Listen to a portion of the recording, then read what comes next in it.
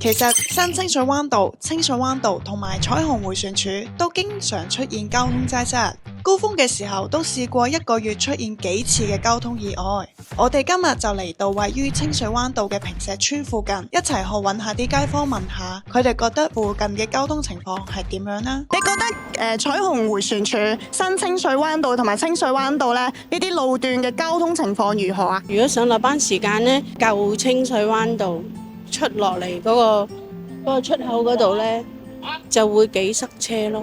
我覺得呢一帶呢都成日塞車，有時都要等好耐先等到一架車咁樣咯。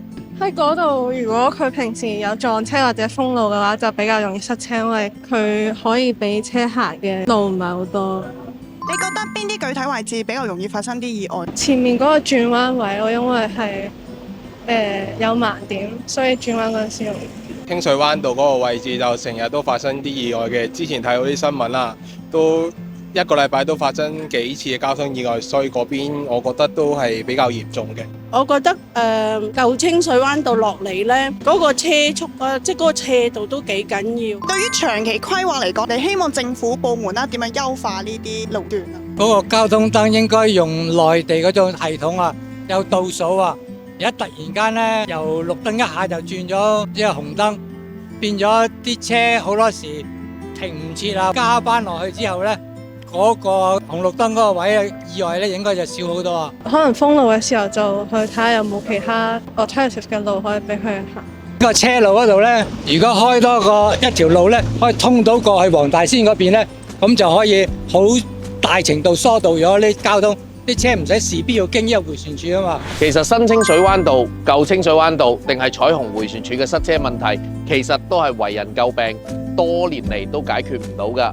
咁最主要嘅原因就係喺觀塘區嘅山頭上邊起嘅樓越嚟越多，人流越嚟越多，車流都係多咗。咁但係咧喺彩虹迴旋處，始終彩虹邨附近咧都係一個老區啊，所以變咗咧交通環境配套真係未能夠跟上。我哋更加期待嘅就係政府喺未來東九龍過山線興建落成之後，同埋彩虹邨嘅重建，可唔可以改善到附近嘅交通環境？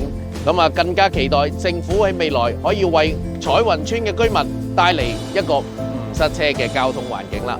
各位觀眾朋友，大家好，我係黃大仙區議員余毅強。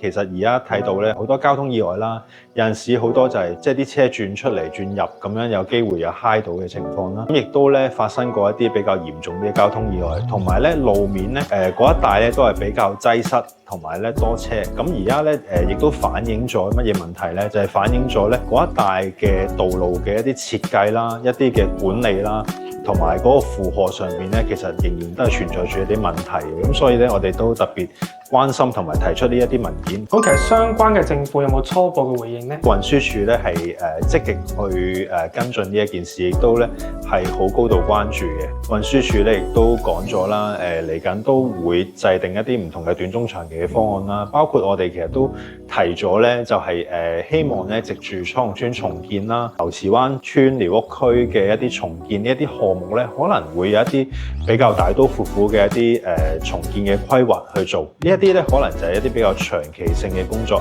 咁運輸署咧頭先亦都提出咗一啲短期性啦，可能就係就住舊聖約瑟安老院嘅項目嚟緊咧會有一啲私人發展嘅項目。我哋都希望咧喺嗰個位置對出會有一啲巴士站係可以咧處理到一啲咧而家牛池灣街市對出巴士站各方面等等嘅問題，去令到咧新清水灣道咧可以有一啲舒緩嘅措施。多謝晒強哥今日就住黃大仙運輸方面嘅意見同埋分享。我哋今集黃大仙廣場嘅採訪就暫告一段落啦。如果大家想了解到更加多嘅黃大仙民生同埋社會議題，就記得訂閱我哋 DeepC睇下先呢個頻道啦。我哋下集再見，拜拜。